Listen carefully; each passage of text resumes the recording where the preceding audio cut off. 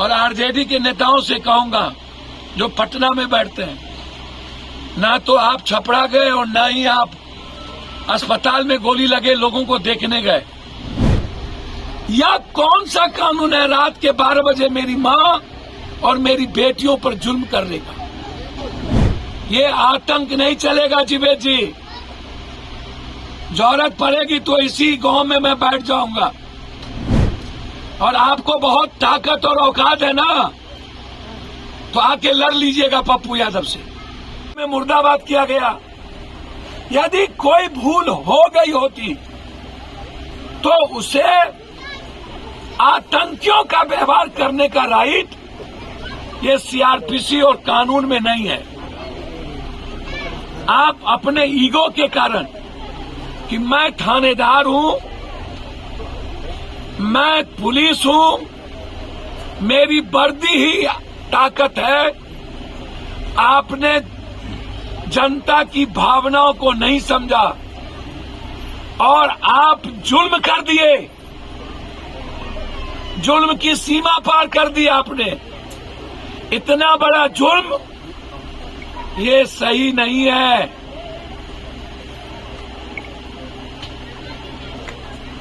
और अभी तक जनप्रतिनिधि चुप हो और मुख्यमंत्री जी सब बात की खबर रहता है और आपको इतनी बड़ी घटना घट गई इसकी खबर नहीं रहता। छपरा में आपको खबर नहीं रहता, ऊपर से प्रेशर डाल दिए जाते हैं। छपरा के एसपी को बदल दिया जाता है रूडी के कहने पे। आज बारेबा जबरदस्ती आप एसपी से करवाना चाहते हैं। चलिए, मेरा मानना है, मैं चाहता हूं 24 आदमी पर आपने केस किया होगा धारा 253 या 153 या और भी काम काज में दखल देने का। चुनावी प्रक्रिया, आप वारंट ले आइए, वारंट सर्व करा दीजिए। जिन लोगों का आप वारंट लाएंगे वो अपना बेल करा ले, या जिनका नेम्ड एफआईआर है वो अपना बेल करा लेंगे, या नहीं तो आप कानूनी प्रक्रिया के तहत आप कोर्ट जाइए, कोर्ट से आप कुर्की जब्ती लीजिए। हम एंट्री सेफ्टी बेल करेंगे या तो सरेंडर करेंगे। यह कौन सा कानून है रात के 12 बजे मेरी माँ और मेरी बेटियों पर जुल्म करने का? और यही जुल्म पप्पू यादव को यहां लेके आ गया। ये डर नहीं चलेगा, ये आतंक नहीं चलेगा जीवेद जी। जरूरत पड़ेगी तो इसी गांव में मैं बैठ जाऊंगा। और आपको बहुत ताकत और औकात है ना, तो आके लड़ लीजिएगा पप्पू यादव से।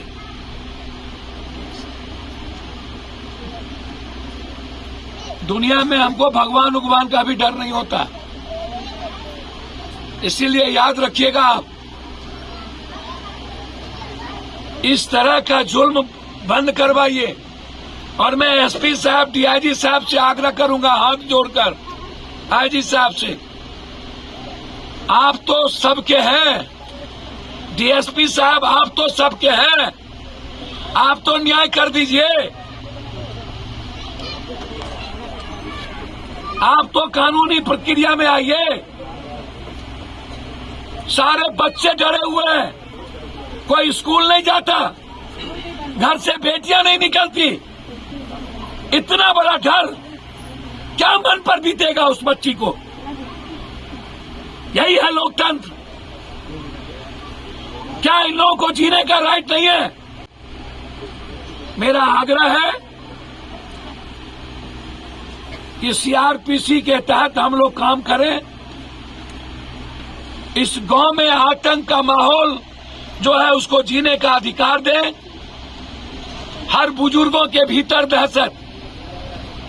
और फातमी साहब और आरजेडी के नेताओं से आग्रह करेंगे सिर्फ वोट मत लीजिए, जब अपनों पर जुल्म हो ना तो मरने की भी तैयारी करिए। अपनों से बड़ा कोई नहीं होता। ऐसी जिंदगी जी के क्या फायदा जब हमारे घर और परिवार के लोग ही दहशत में हो। ऐसी जिंदगी को खत्म कर देना चाहिए। और आरजेडी के नेताओं से कहूंगा जो पटना में बैठते हैं, ना तो आप छपरा गए और ना ही आप अस्पताल में गोली लगे लोगों को देखने गए, और ना ही इतने बड़े जुल्म में आए। आपका हेलीकॉप्टर एक बार इधर भी घूर जाए तो कम से कम आम लोगों के भीतर भय का वातावरण खत्म होगा। और फातिमी साहब से आग्रह करेंगे, दरभंगा में आप यदि सोए हुए हैं तो आप इसी गांव में आके सोइएगा तो अपने लोगों को ताकत मिलेगी। यही मेरा आग्रह है आपसे। और एसपी साहब, डीजी साहब से आग्रह है, ये गांव जनरल डायर के आतंक और जालियांवाला बाग से ज्यादा आतंक का माहौल है। हमारी मां बहनों को जीने और बच्चियों को घर से निकलने, जो डर के माहौल में कैद है उसे निकलने दें।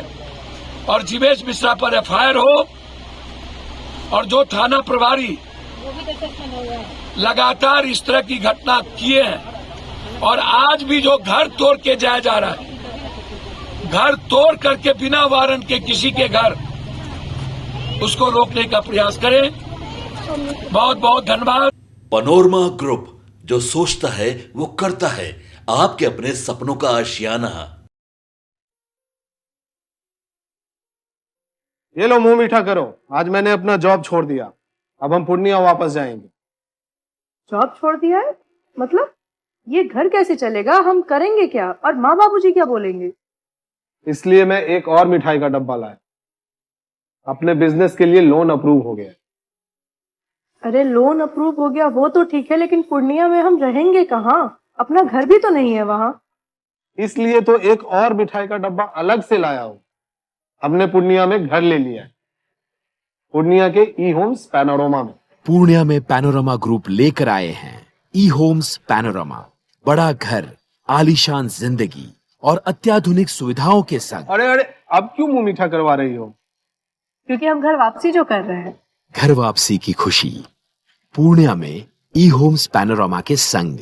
ई Homes Panorama, luxurious lifestyle redefined.